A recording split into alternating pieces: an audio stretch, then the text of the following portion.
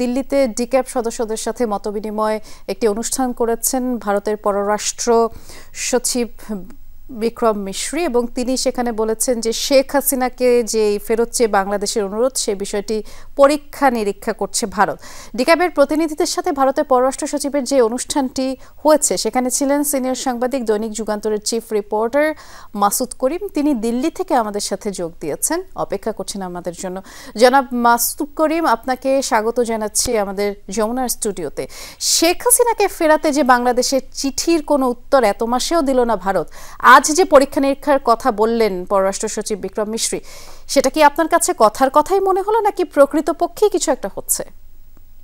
কি প্রথমবারের মতো ভারতের অন্তত একটা কিছু কথা শোনা গেল, সেটা হলো যে বিক্রম মিশ্রি সেখানে বললেন যে বাংলাদেশের যে রিকোয়েস্ট, সেই রিকোয়েস্টের ব্যাপারে সেই ব্যাপারটা একটা আইনগত এবং বিচারের বিষয়, এবং এই বিষয়টা তো আলাপ আলোচনা হতেই পারে।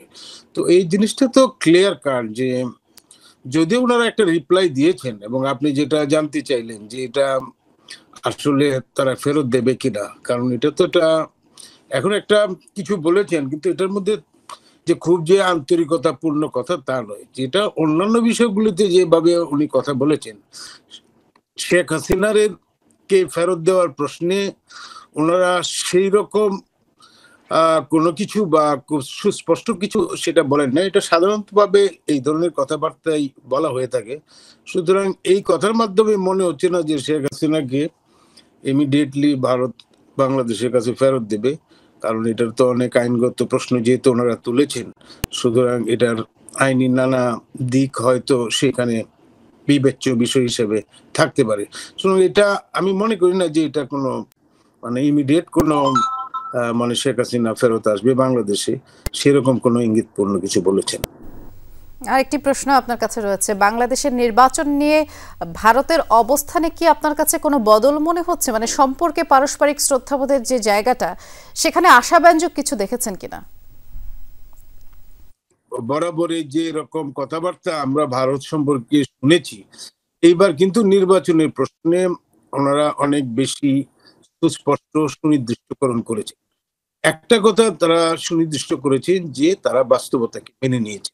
যেমন এখানে প্রশ্ন করা হয়েছিল যে বাংলাদেশের যে জাতীয় সংসদ নির্বাচন, প্রশ্নের বাইরেই উনি প্রথমে নিজেই বলেছেন যে বাংলাদেশে একটা অবাধ, সুষ্ঠু, অন্তর্ভুক্তিমূলক এবং অংশগ্রহণমূলক নির্বাচন তারা চান। বাংলাদেশে এরকম একটা নির্বাচন তারা দেখতে চান। তো আমরা এটা আরেকটু ইলাবোরেট জানতে চেয়েছিলাম যে এই আসলে অন্তর্ভুক্তিমূলক নির্বাচন বা এখানে তারপরে নির্বাচনের মাধ্যমে যেই ক্ষমতা আসে তার সঙ্গে কাজ করবে ভারত, সেটা উনি বলেছেন। তো ওইটাতে কি আওয়ামী লীগকে অন্তর্ভুক্ত করতে বলছেন নাকি অন্য কিছু? তো এটা উনি বলছেন যে এই জিনিসটা বাংলাদেশের জনগণ, বাংলাদেশের সুশীল সমাজ, বাংলাদেশের সরকার, অর্থাৎ বাংলাদেশ এটা নির্ধারণ করবে কাকে নিলে অন্তর্ভুক্তিমূলক নির্বাচন হবে।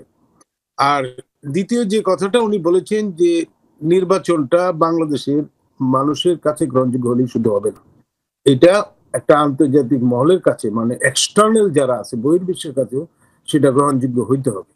সেটা উনি ওনাদের ডিজায়ারের কথা বলেছেন।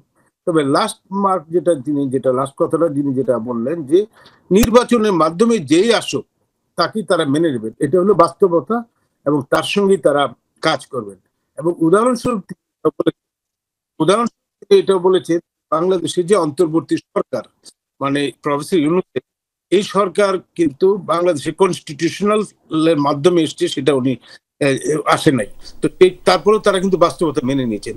এইবারও আমার কাছে মনে হচ্ছে যে নির্বাচনটা এখন যেহেতু আওয়ামী লীগ ব্যান আছে, তাদের অ্যাক্টিভিটিস ব্যান আছে, যদি আওয়ামী লীগ নাও আসে, তারপরেও যদি যে ধরনের নির্বাচনের মাধ্যমে যে সরকারই আসে, সেই সরকারের সাথে তারা যে কাজ করবে সেটা উনি ক্লিয়ার করেছেন। সেটা বোঝা গেছে।